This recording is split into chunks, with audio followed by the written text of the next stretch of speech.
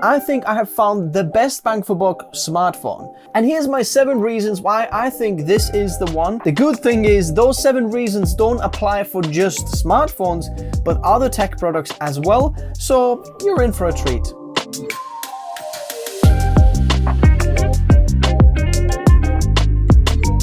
This video has been brought to you by Samsung and their NVMe SSDs. The 990 Pro is one of the best NVMe's we have tested on the channel. Have a look at any of the recent SSD reviews and you'll see for yourself. And if you want to know how to use these guys on your Mac, then I'll leave the video down in the description below. This is the Pixel 7 Pro. And I think this is the best bang for buck smartphone for us right now at this moment. But also very importantly, this is not Google sponsoring this video. They didn't send the device. I don't have any contacts at Google. I wish I did. And I'll share with you how ridiculous of a deal we got in the end of the video. For me, in this situation, we were looking for very good camera quality because this is not going to just take pictures and, stories and YouTube shorts in here for us, but also family memories maybe. So the camera quality aspect was very important. Then the build quality and software reputable brand. Next of all, waterproof and dustproof rating, especially when kids spill things and the phone might drop somewhere, blah, blah, blah. And after that, we had storage.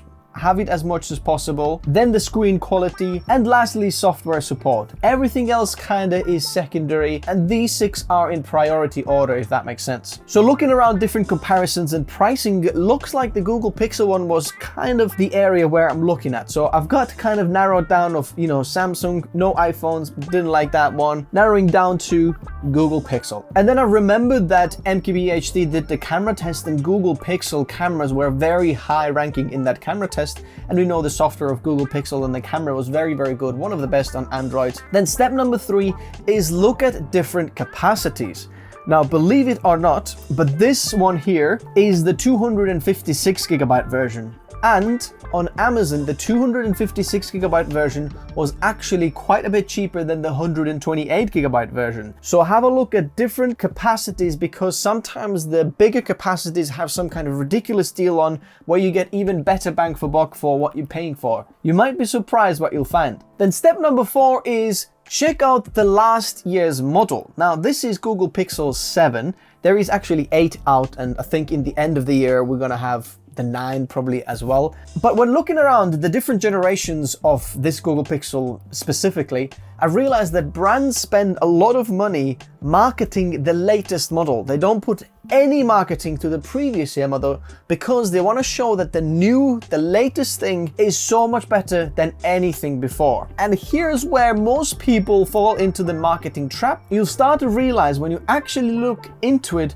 that the new generation isn't much different than the last generation. There are marginal increase of something, but the price is a lot newer because maybe they change a different color, you can have different colors, or the camera bump has, instead of one circle here, it's kind of a one thing. Minimal design changes, but quite a bit higher price. Now, this was especially obvious for me when I went to check out the camera comparison between the 7 and 8 Pro and realized that the camera between this and the newer version, there's hardly any difference. In fact, the 7, the previous generation, sometimes performs better than the newer version, which just shows me that they are within 1%, within margin of error, exactly the same. So for me, going with the newer generation starts to make less and less sense. And here, a little bonus tip, usually the whatever tech you're looking for, there's different kind of levels of the quality and price point, right? For example, Google phones have the Pro, then the just number, and then the A device. So there's kind of high, mid, and low level. 7 Pro, 7, and 7A. Now, when you start looking around the pricing, then often the lower end devices don't change in price that much. So when there's deals on, it's not as much. The mid-range one, it was the same. Kind of sometimes can get a big dip, but the biggest price discount you actually see on some of the high-end models. So the 7 Pro was like the flagship of the previous generation, but we saw a ridiculous discount that I'll share with you in a minute, which actually made this one so much better bang for buck because it also has bigger battery and longer battery life. You start to realize you get a lot more bang for your buck when going with the higher end model, especially when getting the extra discount because of the double the capacity, if that makes sense. And step number 5 is don't get confused with random brands that have really good specs on the paper. Especially with smartphones, there are so many different brands that if you're not familiar with smartphones, perhaps you've never actually heard. Whether there's good camera specs, 200 megapixels, or some kind of really good, performance scores or something like that. Now, for me, what's important is that you get a reputable brand that's been around for quite a few years, that has produced a lot of phones. And looking at Google, Google is the one that owns Android and does the support for all the other Android phones. Now, they have had their Google Pixel phone for quite a few generations. This is the 7th generation. So now you see the software company is making their own hardware, and that kind of gives you confidence that, okay, they know what they're doing, and now the 7th generation is improved it to a point where they've got a good track record as well as the software support, rather than some of the other phones that perhaps are just kind of splashing and splishing something together. No offense, but you want something reputable and something that is actually good, not just good specs on the paper, but maybe questionable customer service, if that makes sense. Now, step number 6 is software support and security updates.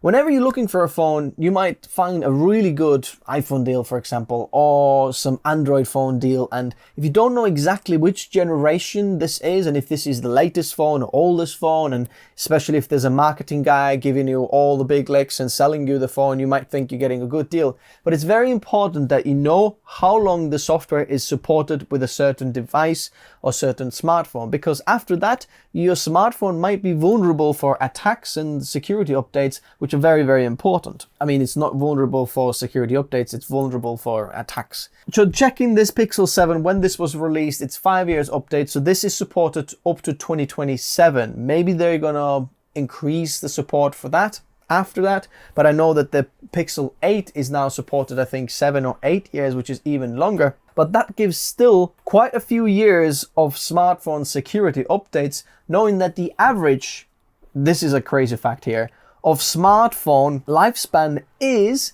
2 to 3 years. So why do people change the smartphone so often? I don't know. I've kept mine for at least 5 years, if not longer. And last, step number 7 is pixels are not the only spec you should check when checking out camera comparison. If you look on the paper, some of the smartphones have 200 megapixel cameras, but believe me, this is one of the most confusing camera specs that you can get. The more doesn't mean better. And sometimes this is with other tech products like that as well.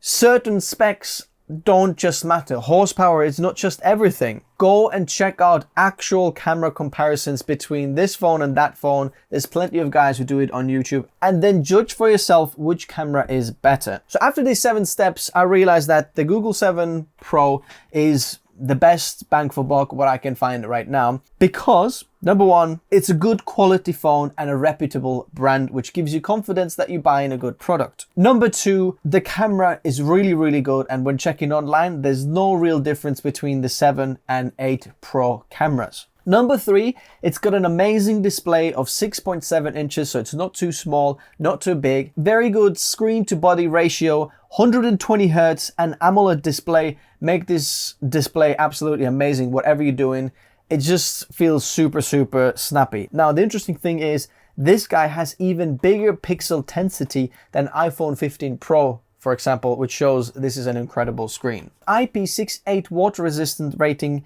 meaning even if you spill this into water or drop it into the water or sink or in the toilet, it's still gonna be fine. Number 5, it's got 256 gigabytes of storage, quick charging of 27 watts, and a wireless charger. Compared to the Pixel 7 mid-range phone, the 7 Pro has quite a bit larger battery. It's got good connectivity, Wi-Fi 6E and 5G support. And finally, the software is clean all the way around, and there's no floatware or skins from the actual phone manufacturer. So you get a clean, pure Android experience. Before taxes, this cost us £462, something like that, which I think is incredible deal. Knowing that this phone was launched for about $1,000, this was less than half the price, new, and The 256 gigabyte was even cheaper than the 128 gigabytes, which is absolutely ridiculous deal. So if you're asking me, do I recommend this? We've used it for a bit, and I'd say absolutely.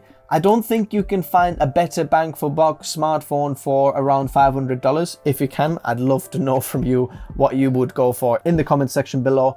But it does come with a few downsides that I have found and what we had to make a compromise of as well. Number one, it doesn't come with a charging brick, so you'll have to get your own, which adds to the price of the device. Number two, it doesn't have 3.5-inch headphone jack. For some people it might not be a problem, but it kind of limits to what you can connect it to. You'll have to have extra dongles to do that. And number three, I wish phones still did a micro SD card slot, so it would be easy to remove the SD card, unload your photos to the PC or to the cloud or wherever. Now, regardless, I think this is one of the best deals that you could find. And one weird question I still have is, what on earth is this bit on the top here? I don't know what this is for. If anyone knows that, let me know. If you want to check this one out, I'll leave the link in the description below, and let me know what this costs where you're watching this from, because this might be completely different wherever you're watching from. Thanks guys for watching. Like and subscribe if you haven't already, and I'll meet you in the comment section below. Bye bye.